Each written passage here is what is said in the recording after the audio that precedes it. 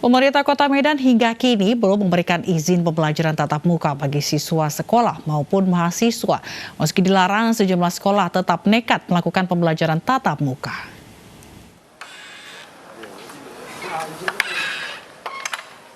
Masih tingginya tingkat penyebaran COVID-19 di Kota Medan membuat pemerintah Kota Medan belum memberikan izin pembelajaran tatap muka bagi siswa sekolah maupun mahasiswa. Menurut surat edaran pada tanggal 24 Agustus 2021, Kota Medan kembali memperpanjang pemberlakuan pembatasan kegiatan masyarakat level 4 hingga 6 September 2021. Level 4, saya baca peraturannya itu di Kota Medan belum begitu kita perkenankan untuk tatap muka. Kita lihat hari ini kasus Kota Medan masih kisaran di atas 400. Meski dilarang, sejumlah sekolah di Kota Medan, Sumatera Utara tetap nekat melakukan pembelajaran tatap muka. Petugas pun memberikan teguran dan sanksi kepada pihak sekolah karena melanggar aturan PPKM level 4. Dari Medan, Sumatera Utara, Ahmad Ridwan Nasution, iNews melaporkan. Sementara jelang dimulainya pembelajaran tatap muka di sekolah, para orang tua siswa mulai mencari seragam baru dan perlengkapan sekolah untuk anak-anaknya. Lamanya sekolah daring membuat seragam di rumah sudah mulai tidak muat dipakai anak.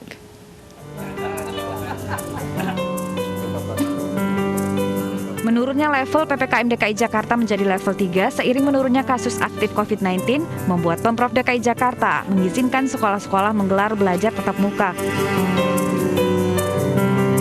Hal ini membuat para orang tua mulai membelikan seragam baru dan juga perlengkapan sekolah untuk anak-anak mereka.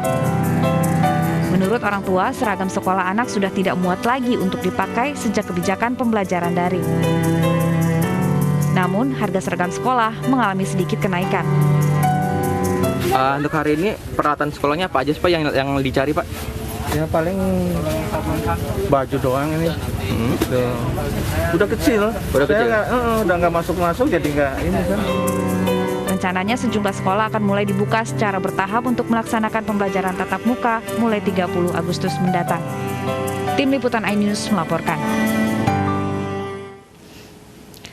Menurunnya level PPKM di ibu kota dan sekitarnya membuat sekolah akan digelar tatap muka. Namun pembelajaran tatap muka ini masih menjadi pro kontra bagi orang tua siswa.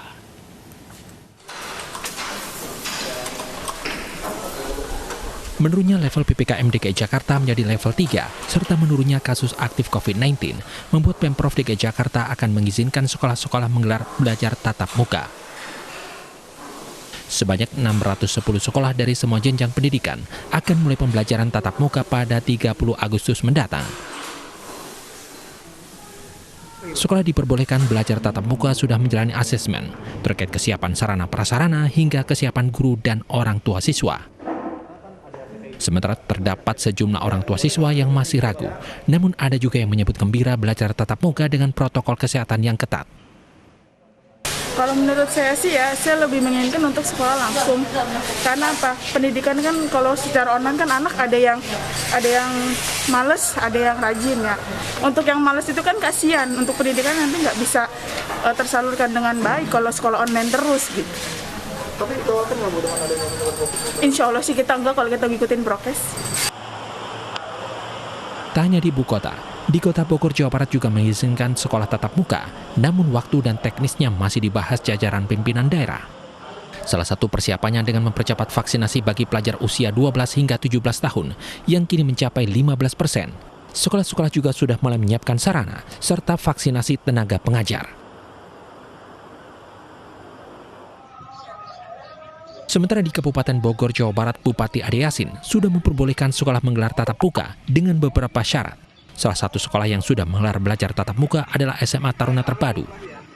Di sekolah ini siswa yang divaksin baru 60%. Targetnya pada awal September seluruh siswa sudah divaksin. Dari Jakarta dan Bogor, Jawa Barat, Tim Liputan iNews melaporkan. Sementara Kota Bogor menargetkan sekolah tatap muka bisa dilakukan pada bulan Oktober 2021. Sementara para ahli mengingatkan agar sekolah tatap muka nantinya tidak menjadi klaster baru penyebaran COVID-19. Ini kan sudah berjalan cukup lama, bahkan kira-kira 2 bulan yang lalu kita sudah siap, kita sudah lakukan simulasi, sudah siap. Jadi sudah ada prokes yang disepakati, sudah ada persetujuan dari komite sekolah, SMA, SMP yang sudah akan mulai ya sudah siap. Nah sekarang tinggal kita memeriksa ulang kesiapannya kembali gitu. Kami hanya tinggal mengecek kembali kesiapan tadi, kemudian juga memastikan bahwa vaksin ini tuntas sekitar 3 minggu lagi, sehingga secara bertahap tatap muka bisa dilakukan dengan prokes dan dengan tetap pembatasan. Oke, artinya target tuntas vaksinnya 3 minggu lagi termasuk pemberlakuan sekolah tatap muka? 3 sampai 1 bulan, maksimal 1 bulan lagi vaksin sudah tuntas, sehingga di bulan Oktober tatap muka sudah bisa dilakukan. Apalagi orang tua, pastikan mempersiapkan anaknya dengan benar, terutama pakai masker itu. Kadang-kadang anak-anak, saya tidak tahu ya apakah kalau rumah ada orang tua yang memastikan kalau di sekolah apakah satu orang guru bisa memantau sekian banyak anak. Mungkin dibuat mekanismenya bahwa masker ini tidak bisa lepas. Akan saat mereka makan atau minum dipastikan bahwa tidak ngobrol atau berbicara saat masker dibuka, begitu ya. Ya, tentunya ada euforia menurut saya ya, euforia di mana rasa senang yang tidak terkendali mungkin karena akan bertemu dengan temannya ya, mereka akan keluar, akan tereksplor lagi gitu ya, karena kan ngebayang mereka hanya ada di ruangan tertentu dan monoton, tentunya ada jenuh, ada bosan, bahkan tidak sedikit dari mereka yang terkena stres dan depresi sebenarnya ya. Tapi ketika keluar ya, tentunya akan ada rasa senang. Namun tidak menutup kemungkinan juga mereka akan membiasakan diri. Mungkin biasa di kamar gitu ya, sekarang keluar mungkin ada sedikit letih, ada sedikit capek ya. Dan yang saya sarankan di sini memang harus istirahat yang cukup ya, karena istirahat cukup imun juga bisa meningkat dan bisa meningkatkan daya tahan tubuh ya. Nah, yang terutama di sini adalah sebenarnya komunikasi ketika implementasi tatap muka ini berjalan. Kenapa? Karena komunikasi itu penting sekali untuk terutama untuk berkaitan dengan kondisi anak ya. Jadi ketika anak ada meriang dikit atau ada rasa panas atau ada menggigil, itu segera disampaikan pada sekolah dan jangan ragu-ragu untuk untuk memakai ini, meminta izin begitu untuk tidak masuk sekolah.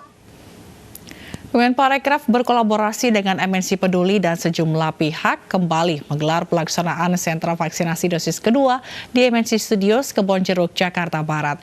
Digelar dari tanggal 27 hingga 31 Agustus 2021, sentra vaksinasi ini juga melayani vaksin untuk anak usia 12 hingga 17 tahun. Sentra vaksinasi MNC Studios Kebonjeruk, Jakarta Barat telah dibuka. Dilaksanakan hingga 31 Agustus 2021, sentra vaksinasi ini melayani vaksin Sinovac dosis kedua. Melayani masyarakat umum, sentra vaksinasi hasil kolaborasi Kemenparekraf dan MNC Peduli serta sejumlah pihak ini juga melayani vaksinasi anak usia 12 hingga 17 tahun. Kalau ada keluhan yang nggak bisa ditanganin sendiri, kita dikasih nomor telepon. Segera telepon yang ada di kartu vaksin. Untuk teman-teman yang di sana, ayo kita vaksin, jangan takut untuk mencegah COVID-19. Masyarakat yang berminat dapat melakukan pendaftaran melalui aplikasi Traveloka dan Mr. Aladin maupun datang langsung ke sentra vaksinasi ini. Saya kira tidak perlu ada rasa ketakutan bagi masyarakat yang belum divaksin.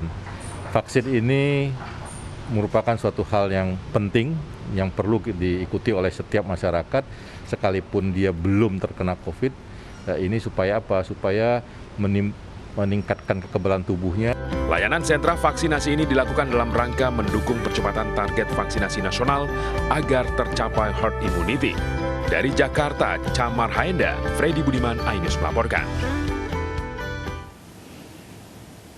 Semua terlibat, semua berperan. Yuk kita bersama wujudkan Indonesia tangguh, Indonesia tumbuh. Mulai dari kamu, lindungi keluarga, lindungi Indonesia.